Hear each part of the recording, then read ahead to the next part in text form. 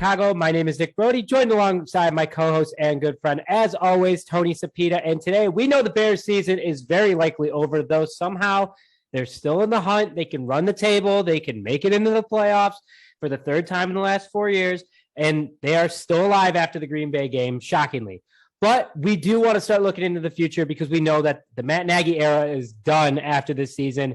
If he comes back, fans are rioting. Fans are going outside of House Hall with signs and peaceful protesting, but it's going to be an absolute disaster if Matt Nagy stays as the coach. So today, part one of many, the Future of Chicago Bears series, we are starting with the coaches. Tony, I know you're excited. I know you have some very interesting people, and I know that I'm very excited for this one as well because the Matt Nagy era needs that. Yeah, this is one that I'm also excited for too. We just got to make sure. That's why it's annoying that they haven't fired him yet, because they need to start this search now. They need to start just kind of planting their flag on certain guys. And it's very annoying that they haven't yet, but I know we'll get into all that. So before we begin, we'd like to thank our sponsor, Stupid Car Tray. Tired of your pizza topping sliding, office coffee distracting you while driving, grease and other stains getting on your seat, or you're just enjoying a game on the couch and don't want to lean over? Look no further than the Stupid Car Tray. Visit www.stupidcartray.com and use discount code J16 to get 16% off your entire order. Link in the description. 40% off your entire order right now. Head over to stupidcartray.com. There's still time that could get there in time for your friends and family as a perfect Christmas gift. So let's move into the topic of today. We know the Matt Nagy era is coming to an end, and Tony kind of hit on it before, is that teams that are out of the playoffs can start looking for their head coaches once they are officially eliminated. So I think that's why the Bears still haven't started looking around yet, because they still are technically in the playoffs. And you know that Virginia McCaskey is holding on to every last breath she possibly can at 98 years old to be like, oh yeah, we'll make it. Yep, it's Super Bowl season. We're 4-9. We'll make it. No, it's over. So when the Bears are officially out of playoff contention, they can start looking for their future head coach. Matt Nagy's given up on this team now. You saw it, especially against Green Bay. His players are giving up on him. Like you saw in that Allen Robinson run where he didn't even block the Green Bay defensive back when Justin Fields was ripping it upfield. The assistants are giving up on him. And overall, the season's just done. So I think that we need to go into exactly great first topic of the future of the Chicago Bears is who's going to take over Matt Nagy. And usually when you get a new head coach, it's a pretty clean house of assistants as well. So some of these names could not only be the Bears' next head coach, but they could be the next assistants as well. So let's jump into it really fast. Quick take by me is that the Bears are only going to win 2 more games this season. I think it's going to be against Seattle and the New York Giants. And if it's not Seattle, they'll steal a game on Monday Night Football at Soldier Field against the Minnesota Vikings because Kirk Cousins sucks on Monday Night Football. But I think that there's a big opportunity here for the Bears to really do this thing right, especially they're a hot destination with a young, talented roster. There's a lot of cap coming into the next season for the Chicago Bears. So, Tony, I know that you got some names on here. One of them has been very common. One of them is pretty new in regards to who people think could be the next Bears head coach. So why don't you take everyone through exactly your thought process on who should be the Bears' next head coach?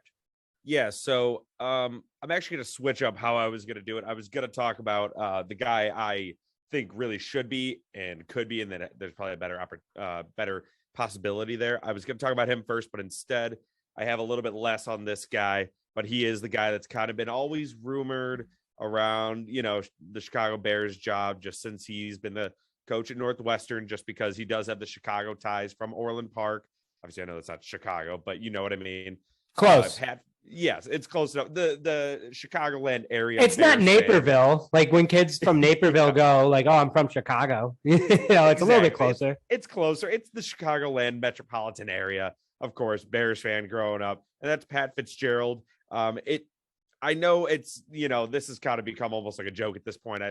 I think at least because I don't think he's going to leave his cushy job at Northwestern right now. They just built him a new facility and everything, but it could be. I do think, again, there's other guys that it should be before him, but he'd kind of be a fun coach to bring in the fact that he's that hard-nosed, tough coach. He was a linebacker at Northwestern. He won the Bronco Nagurski Award. He is he was, like I said, a hard-nosed player, hard-nosed coach. He's actually in the College Football Hall of Fame, which I did not realize, so that's pretty cool. Worked his way up coaching defensive positions like defensive back, linebacker. So he's paid his dues over the last, I think it's like 20 years.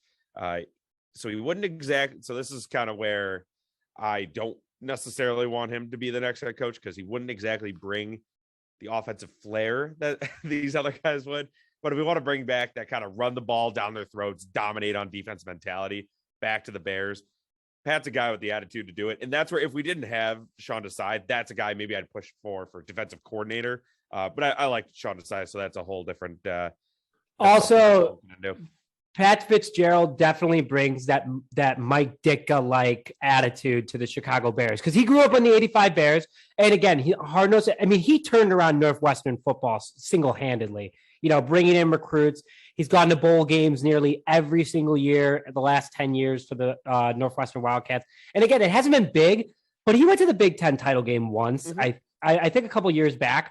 I personally wouldn't mind that signing either, just because of the Chicago ties. But is he going to bring us a Super Bowl? I don't think so. I think that he would be a great assistant on the Bears and potentially could pull like that Mike Ditka, where, you kind of like work your way up over time. But I think Northwestern would be like, we'll give you whatever you want. Just please stay. Yeah, definitely. You'd have to hire it would be almost like the reverse Ditka, where obviously he had Buddy Ryan running the defense. It would be the opposite, where he'd run the defense and you'd have to bring in basically another head coaching candidate to be the offensive coordinator. Because I mean, you would just need someone else. So that person though could be, so this is who I think would be. It's definitely a shot. It definitely could not work out, because there is a lot of unknown. But obviously we've seen that over the years now, where you bring in kind of a younger guy with a fresh view on offense, kind of resonate with those younger players. So that's Kellen Moore, in my opinion. And I really only decided that I kind of want him as the Bears head coach kind of recently. And that is after I looked at a bunch of stats, and I'll kind of get into those. So also, this may just be the players standing by their coach to the media. Who knows? But the Cowboys players have said that he is a guy that has total command of the offensive room. They respect his intelligence and just kind of what he brings to the game.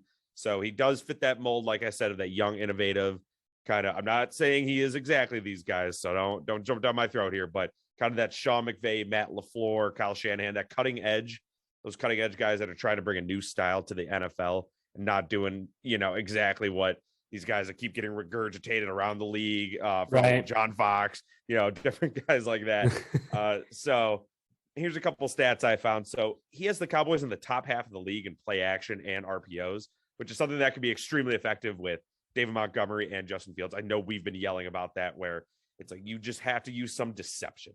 That is just something that we just haven't used enough of, especially with Fields being able to run. David Montgomery being a force. He always falls forward. That is a guy that you have to worry about when you're on defense. The Cowboys are okay. So this stat might be a little skewed here, but they are fourth best in times pressured per dropback, which I know can be attributed to their offensive line. They do have a very good offensive line. However, if you watch Cowboys games, everyone does. They're on prime time a lot, and obviously if you're watching Red Zone or something, they design protections and play calls to give their quarterback the time he needs to make a play, which is Dak Prescott.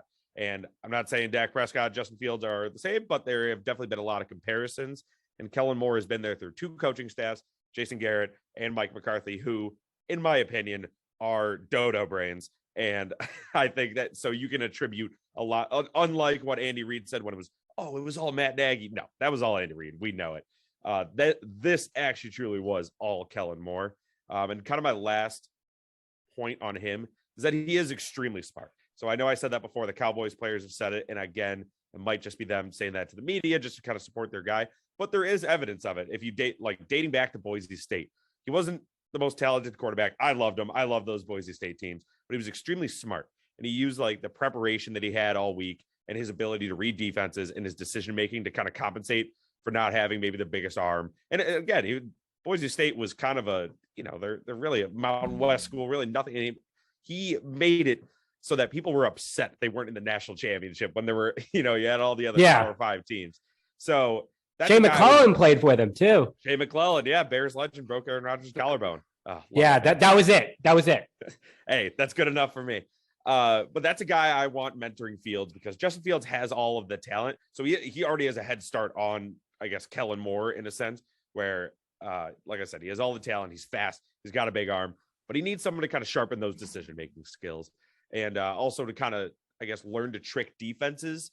So I know, Nick, you obviously watched the Packers game. Anyone that watched the Packers game and saw that pick six or even a couple of those big pass breakups that probably could have been pick sixes.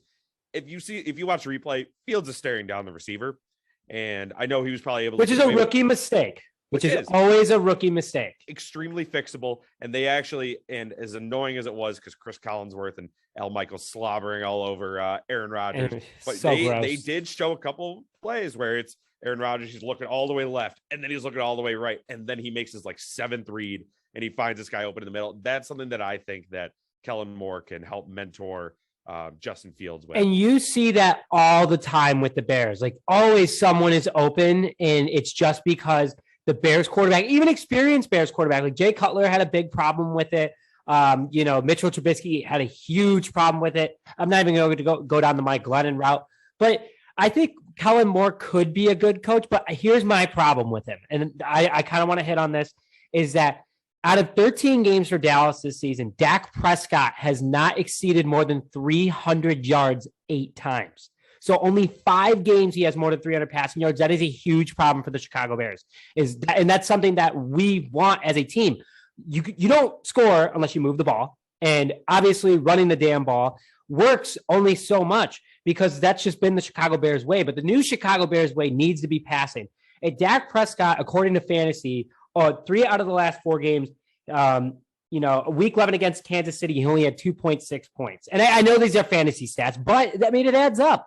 He had only 216 passing yards, was just a complete disaster overall. He didn't even break 3 points. He's on my fantasy team. This is why I get concerned when it comes to Kellen Moore. Now, against Las Vegas, 25 points, great. But then you go to New Orleans, he didn't even break 12 points. And then last game against the Washington football team, he only had 9.9 points, according to ESPN. So Dak Prescott hasn't, at the beginning of the season, he was hot. But again, not breaking 300 yards 8 out of 13. I mean, only 5 times out of 13. That's unacceptable. And that's not what the Bears need. If you bring him in as an offensive coordinator, I would feel much more comfortable. But you're going to have to rebuild this entire team. He's close to age and a lot of these guys. That's the one thing that scares me about these young guys that come in. Like Sean McVay obviously worked out. Matt LaFleur has worked out, but he also had Aaron Rodgers as his quarterback. So big risk with Kellen Moore, but I would prefer him. Out of your 2 picks, I'd prefer Kellen Moore over Pat Fitzgerald. Yeah, and my last comment here, and then you can get into your stuff. I do agree with you. That's why I said right at the start, this would be a shot. It would absolutely be kind of a Hail Mary, if you wanted to call it that. But we are kind of at the point where we kind of wasted Justin Fields' first year. We do have our team we're in a weird spot right now where we're kind of, I actually said this to my brother, we're almost kind of in like a Viking scenario too, where it's like we have talent, but these guys are getting older. Do we just blow it up and just give up on everything we've done? Which I think we've kind of decided that's kind of where we're at this point. Or is there one last push in us? And that's the worst spot to be in sports. I'm almost jealous of the Lions because it's like, hey, we get it. We got it. They went nothing. We're going up. That's the only place we can go from here. So it would truly, like I said, it would be a shot in the dark. You're hoping that he is the Sean McVay, the Kyle Shanahan, where he is super innovative, brings a charge to the team. But I do get your point. The Lions are doing the rebuild right. And I think that's what the Bears need to do too. Get rid of everybody, save your money, save your young guys, have a couple really bad years. I mean, we went to the playoffs the last 2 out of 3 years. I think that's what Bears fans overlook, but that happens every 10 years. The Bears go to the playoffs 2 out of 3 years, and then they go 7 years without the playoff run.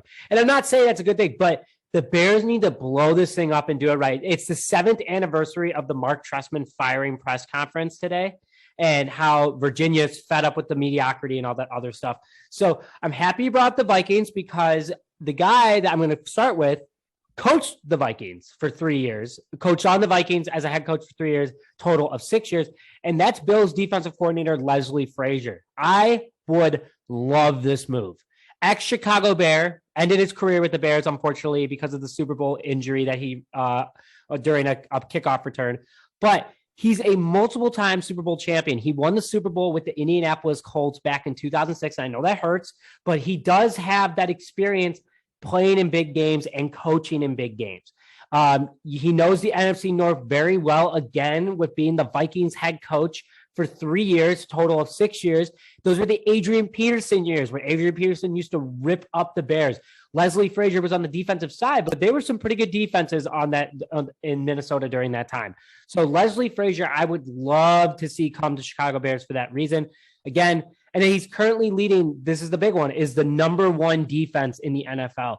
Let's say that Leslie Frazier comes to Chicago. Sean Desai, young defensive coordinator, already kind of has, a good reputation, worked under Vic Fangio. For a first-year defensive coordinator, has done a very good job. He's made Robert Quinn come back to life. He's had one of the worst secondaries in football, and he still has some pretty decent players, Jalen Johnson, Eddie Jackson, Roquan Smith. And if you bring in Leslie Frazier to help teach Sean Desai, he could be a good defensive coordinator for the Bears for a couple of years before Sean Desai goes somewhere else. So, and Leslie Frazier, the Bears can build this defense, be the monsters of the Midway. And Leslie Frazier, obviously winning a couple Super Bowls, knows where talent's at in regards to coaches, can help and bring in offensive-minded offensive coordinators just to be like Ditka and Buddy Ryan, that kind of situation. Again, flip, but it could really work out well for the Chicago Bears. And I believe in experience. Leslie Frazier has a boatload of it. And again, he has Super Bowl winning experience. He knows what it takes in order to get there. Now, I'm going to go to my offensive guy, and this one's pretty easy. Byron Leftwich, the offensive coordinator for the Tampa Bay Buccaneers, won the Super Bowl with them last year. He's currently leading the number 1 yardage offense in the NFL in Tampa Bay. He played 9 seasons in the NFL as a quarterback. He won a Super Bowl as a backup with the Pittsburgh Steelers, and then he won the Super Bowl last year with the Tampa Bay Buccaneers. I think he brings a lot of experience, and one thing that he does so well in Tampa Bay, and this is where his quarterback mind comes into play. He forms, the talent. He forms his game plan around his talent. He doesn't let his talent come to the game plan. That's what was wrong with Mitchell Trubisky. That was wrong. What was wrong with Allen Robinson? Why Allen Robinson isn't putting up numbers? Because he's not being played correctly. And that's why Tom Brady's 40 plus, and he's ripping up the NFL still. Sure, he has awesome health and amazing trainers and great experience. He's the GOAT. But still, Brian's letting him be Tom Brady. Let Justin Fields be Justin Fields. Work around those players, and that's how your offense is going to succeed. So if I had to choose between these two, I'm going to go with the offensive-minded guy. I'm going to go with Byron Leftwich. And I know I like Leslie Frazier a lot, but either coach would be great. Number 1 defense, number 1 offense, yardage wise. You kind of can't go wrong with either. That's just kind of where I stand. Tony, I know that you're more leaning on the offensive way too, but could you see Byron Leftwich come to Chicago? Yeah, I definitely could. And the big reason I'm leading offensively is just because I do think Sean Desai, and I know the defense hasn't been performing well this year, but you can, there's at least things we can point to, like injuries and having an older defense, that it's not necessarily Sean Desai's fault. Again, it's his first year. So the reason I want more of an offensive guy is just because Bill Lazor, cool guy. He's definitely been better than Matt Nagy calling plays, but that's not saying much. That's not the guy I necessarily want leading the offense going forward if we go with like a defensive minded head coach. So that's kind of just more of where I'm coming from, background on why I want an offensive guy. Yeah, I mean, you can't go wrong with it. Obviously the Bears want an offensive identity, and they haven't had one for a super long time. So any of these head coaching candidates would be great. In their own variety of ways, but the most established that could bring in something like that is the offensive minded guys that Tony and I are going with. And, Leslie Frazier, again, would be a great head coach for the Chicago Bears. He was a Chicago Bear. He has head coaching experience, but sometimes you do need that fresh start. And Byron Leftwich and Kellen Moore are both young quarterbacks, smart, could bring a lot to this team. And also the Bears are a hot market. They have a lot of offensive talent. These guys are young, can relate to them, especially they both, Kellen Moore and Byron Leftwich both played in the NFL. So, and recently too. So overall, I think that the future of the Chicago Bears could be very bright with any of these head coaching candidates. But Tony, out of year 2, who are you going with? It sounds like Kellen Moore, but I could be shocked with Pat Fitzgerald. Oh, well, I'm going to shock you. No, it is Kellen Moore. First of all, it sounds like Leslie Frazier owes us a Super Bowl, by the way. I just wanted to make that comment. He does. Didn't realize that he was stealing one from behind us. I mean, that was Rex Grossman's fault. That's a whole different situation. But he also did help us win a Super Bowl back in 85. I guess he did. Okay. Whiteboard's clean, whatever that phrase is, you know what I mean? Kellen Moore is my choice. I do like Byron Leftwich, though. I'm not saying I'm necessary. I'd have to do a little more research on him myself to decide on which one I want over who. But Justin Fields is our best asset right now, and best, youngest, asset going forward to build around. So, absolutely. To build around. There we go. Thank you. And so that's why I want to make sure. That's why I think it would be smart to bring in either of these former quarterbacks, guys that are offensive minded, because that is the defense we're gonna have to blow up. It is what it is, kind of just with these older guys. And we'll get into that. Gonna stay and stuff, but we do have to, with Justin Fields still on his rookie deal, with that, because once that comes up, if he has a good couple of years, I mean, look at the quarterback market, the contract. So Kellen Moore is my choice, and if I had to choose between your two, I would choose Byron Leftwich. Yeah, I really do like Leslie Frazier. I like that he's an 85 Super Bowl Bears champion, and he has so much experience. But you kind of made a good point. Like, Sean Desai is doing a fine job for what he's given. But the thing is that we don't really know how well Sean Desai would have done this year if we would have still had Kyle Fuller, who, took a pretty steep dive in Denver, but also Khalil Mack and Akeem Hicks. This defense could have been still pretty unstoppable. Bears could have another win or two under their belts. So with that, Tony, thank you as always for coming in. This is our part one of probably going to be 1 million in regards to the Chicago Bears future. We're already looking there. Got to be optimistic, but expect a clean house come January 1st. So with that, thank you very much for joining this episode of Just Another Year Chicago. My name is Nick Rohde, joined alongside my co-host and good friend Tony Spito, and we'll see you guys.